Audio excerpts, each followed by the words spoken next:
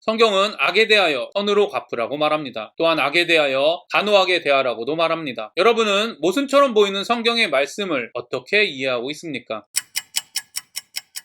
안녕하세요. 바이블 TMI의 마카리오스입니다. 연지나 라는 유행어를 만들어낸 더 글로리는 학교폭력 피해자가 성인이 되어 복수하는 내용의 드라마입니다. 이 드라마의 학교폭력 가해자들은 잘못을 뉘우치지 않을 뿐 아니라 약자에 대한 괴롭힘을 당연하게 생각하는 악인들입니다. 그래서 사람들은 송혜교의 복수를 악인을 처벌한 인과응보로 당연하게 생각하고 감정이입하여 통쾌해하기도 합니다. 세상은 이처럼 개인의 복수를 정당하다고 생각하거나 이해해줍니다. 요즘 시대만 복수를 정당하게 생각하는 것은 아닙니다. 눈 대신에 눈을, 그리고 이 대신에 이를 이라고 말해진 것을 너희들은 들었다. 눈에는 눈, 이에는 이라는 말은 바벨론의 함무라비 법전에 기록된 법으로 유명합니다. 이 말은 분명히 성경에서도 출애굽기 21장 24절, 레위기 24장 20절, 신명기 19장 21절에 기록되었습니다. 이런 구약의 말씀에 대해 예수님은 이렇게 말씀하십니다. 그러나 나는 너희에게 악한 자에게 저항하지 말라고 말한다. 이 말씀만 보면 예수님은 구약의 말씀을 부정하시는 것 같습니다. 그러나 산상설교를 처음부터 읽은 사람은 그렇지 않다는 것을 알고 있습니다.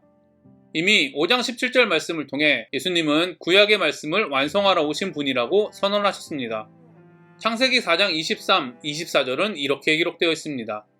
아내들이여 내 말을 들으라. 나의 상처로 말미암아 내가 사람을 죽였고 나의 상함으로 말미암아 소년을 죽였도다. 가인을 위하여는 벌이 7배일진데 라멕을 위하여는 벌이 77배이리로다 하였더라. 이를 보면 최소한 가인과 라멕의 시대부터 복수는 당한 것 이상으로 갚는 것이 문화였음을 알 수 있습니다. 복수하는 것은 인간의 자랑으로 여겨졌습니다. 율법이 정해진 모세의 시대 역시 마찬가지였습니다. 그래서 그 당시에 문화의 눈으로 보면 하나의 눈을 하나로 갚고 하나의 일을 하나로 갚는 일은 매우 혁명적인 일이었습니다. 매우 관대한 일이었습니다. 바벨론 왕 함무라비는 과도한 보복을 제한함으로 무질서를 바로잡고 안정적인 제국의 기틀을 마련하기 위하여 이 법을 제정했습니다. 보복은 함무라비 법전에 기록된 만큼만 허용되었습니다. 이스라엘 역시 이 율법은 개인적인 원한을 갚는 것을 허락하기 위해 만들어진 법이라기보다는 무질서한 복수를 방지하여 사회를 안정시키려는 목적으로 만들어졌습니다. 이를 보면 이 법이 나온 이유는 무질서하고 사적인 복수를 억제하기 위해 만들어졌음을 알 수 있습니다. 무분별한 복수와 개인적인 복수를 억제한 것을 넘어서 복수에 관한 것은 하나님의 대리인으로 여겨진 지도자들과 제사장들에게 맡겨졌습니다. 이 율법을 통해 잘못에 대한 사적인 복수가 공적인 처벌로 바뀌었습니다. 그러나 바리새인과 이스라엘 종교 지도자들은 눈에는 눈, 이에는 이라는 율법을 행위 중심으로 해석했습니다. 그래서 받은 만큼 돌려주기만 한다면 사적인 복수를 정당화했습니다. 그러나 예수님은 무분별하고 개인적인 복수를 금하기 위해 이 법이 나왔다는 사실을 정확히 아셨습니다. 그래서 예수님은 개인적인 복수를 하나님에게 맡기라고 말씀하시고 있습니다. 사도 바울 역시 이렇게 말합니다. 내 사랑하는 자들아 너희가 친히 원수를 갚지 말고 하나님의 진노하심에 맡기라. 기록되었으되 원수 갚는 것이 내게 있으니 내가 갚으리라고 주께서 말씀하시니라. 그렇습니다. 성경은 원수를 친히 갚지 말라고 기록하고 있습니다. 우리의 억울함을 직접 해결하지 말고 하나님께 맡기라고 하셨습니다. 따라서 우리가 직접 복수한다면 우리는 하나님의 말씀에 순종하지 않는 죄를 짓는 것입니다. 성경은 복수는 하나님의 권한이라고 기록합니다. 따라서 우리가 직접 복수한다면 하나님의 권리를 무시한 죄를 짓는 것입니다. 오히려 누구든지 너의 오른뺨을 때리면 너는 그에게 다른 쪽을 돌리라. 너의 속옷을 원하는 사람 때문에 재판을 받게 되면 그에게 겉옷을 보내라.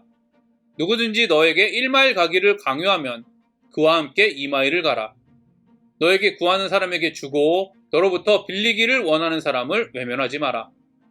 오른뺨을 때리는 것은 손등으로 때리는 것을 의미하는데 예수님 당시에 이런 행위는 상대방을 의도적으로 모욕하는 행위입니다. 오른뺨을 때리면 다른 쪽을 돌리라는 말은 의도적으로 자신을 모욕하는 사람에게 더 모욕하라고 허락하는 행동입니다. 예수님은 개인적으로 보복함으로써 하나님께 죄를 짓는 것보다 차라리 불명예를 택하라고 말씀하십니다. 속옷을 달라고 재판을 하는 모습이 나옵니다. 구약의 말씀을 보면 겉옷을 빼앗는 것은 금지되어 있습니다. 그래서 겉옷을 준다는 것은 빼앗길 수 없는 자신의 권리를 내어준다는 의미입니다. 예수님은 우리를 해하려는 사람들에게 자신의 권리를 내어주라고 말씀하십니다. 강요하다로 번역된 헬라어 앙가레우오는 1세기 팔레스타인 땅에서는 식민지의 사람들을 강제로 일을 시킬 수 있는 로마 병사의 권리로 사용되었습니다. 따라서 1마일을 가기를 강요하면 2마일을 가라는 예수님의 말씀은 억울하게 일을 시키면 그 2배를 하라는 의미입니다. 구하고 빌리는 사람들을 외면하지 말라는 의미는 자신에게 도움을 요청하는 사람들을 거절하지 말라는 의미입니다. 이를 보면 예수님은 분명히 우리의 억울한 일을 하나님께 맡기는 일에서 더 나아가야 된다고 강조하고 있습니다. 악한 자를 대적하지 않는 일을 넘어서 악을 선으로 갚으라고 말씀하십니다. 한 가지 조심해야 할 점은 악을 선으로 갚으라는 예수님의 말씀을 악에 대하여 저항하지 말라는 의미로 받아들여서는 안 된다는 것입니다. 성전 청결 사건을 보면 예수님께서 악을 어떻게 대하셨는지 분명하게 알 수 있습니다. 예수님이 대제사장에게 신문 받으실 때 하인 하나가 예수님을 때리자 너 때리라고 하지 않으시고 오히려 항의하셨습니다. 심지어 예수님은 형제가 죄를 범하면 권고하고 듣지 않으면 교회에 말하고 그래도 듣지 않으면 이방인과 세리처럼 여기라고 말씀하셨습니다. 성경을 보면 예수님은 힘의 힘으로 대항하지 않으셨지만 분명히 잘못된 것은 지적하고 책망하셨습니다. 모든 죄에 대하여 저항하지 않는다면 예수님의 말씀으로 죄를 부추기는 죄를 짓게 됩니다. 성경은 악에 대하여 선으로 갚으라고 말합니다. 또한 악에 대하여 단호하게 대하라고도 말합니다.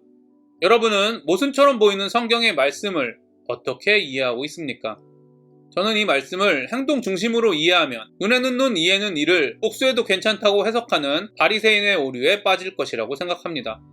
그러나 문맥을 통해 이러한 말씀이 나오게 된 이유에 대해 알게 되신다면 어렵게 여겨지지 않을 것입니다. 예수님께서는 선을 악으로 갚는 우리에게 선으로 갚으심으로 하나님의 사랑을 경험하게 하셨습니다.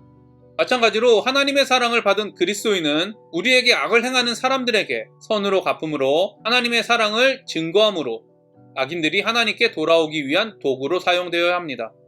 또한 성경에 기록된 악에 대하여 단호하게 대하는 이유는 그들을 정죄하고 심판하기 위함이 아니라 그들이 죄를 깨닫고 구원에 이르게 하기 위함입니다. 이처럼 성경에서 악에 대하여 단호하게 하는 이유와 악을 선으로 갚는 이유는 모두 악인들을 구원에 이르게 하기 위함입니다.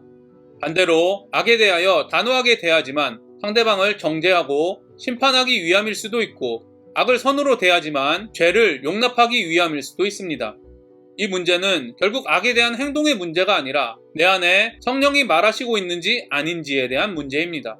성령이 임하시면 악을 선으로 갚든지 단호하게 대처하든지 악인을 구원에 이르게 하기 위한 사랑의 행동이 되고 성령이 임하지 않으시면 자신의 교만과 죄를 인정하는 수단이 됩니다.